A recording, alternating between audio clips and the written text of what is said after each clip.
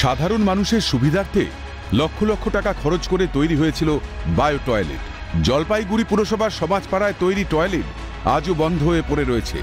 3 বছর কাটলেও কেন তা আম জনতার জন্য খুলে দেওয়া হলো না? কিন্তু কেন যে আবার বন্ধ হলো বুঝতে পারছি না। তো এটা তো জনসাধারণের সুবিধার্থে একটা সরকারিভাবে খরচ করে এটা তৈরি করা হয়েছে, যাতে জনসাধারণ উপকৃত হয়, বিশেষ করে মহিলারা। এটা অবস্থা তো বহুদিন ধরেই বন্ধ, প্রায় 4-5 বছর হয়ে গেল এটা বানায় রাখছে, এখনো খোলে নেই। খোলার দরকার, খুব প্রয়োজন। আমাদের এখানকার প্রত্যেকের লোকেরই একটু অসুবিধা হয়, নদীর পাড়ে দৌড়াইতে হয়।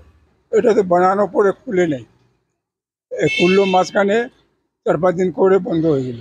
बहुत ज़रूरत है, इसलिए यहाँ पर बाजार में एक भी खुला नहीं रहता है। ये एक तो है, तो ये भी तो बंदे रहता है। তালাবন্ধ অবস্থায় পড়ে থাকতে থাকতে বায়ো টয়লেটটি প্রায় নষ্ট হতে বসেছে। এদিকে সরকারি অর্থের অপচয় হলেও হেলদোল নেই পুরসভার, দাবি বিরোধী সহ একাংশের। আমি যতদূর জানি পৌরসভার এদিক দিয়ে অফিসারের অভাব আছে, স্যানিটারি ইন্সপেক্টর নেই, ফুড ইন্সপেক্টর নেই। জলপাইগুড়ি পৌরসভার অক্রমণ্য, কাজ করতে ব্যর্থ।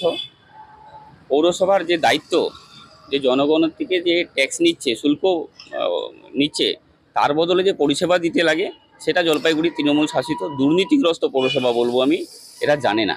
সকলেই চাইছেন যে এইভাবে অর্থের অপচয় না করে পুরসভা এই বায়ো টয়লেটগুলি চালু করার উদ্যোগ নিন। জলপাইগুড়ি থেকে তিতাস পাল, ক্যালকাটা নিউজ।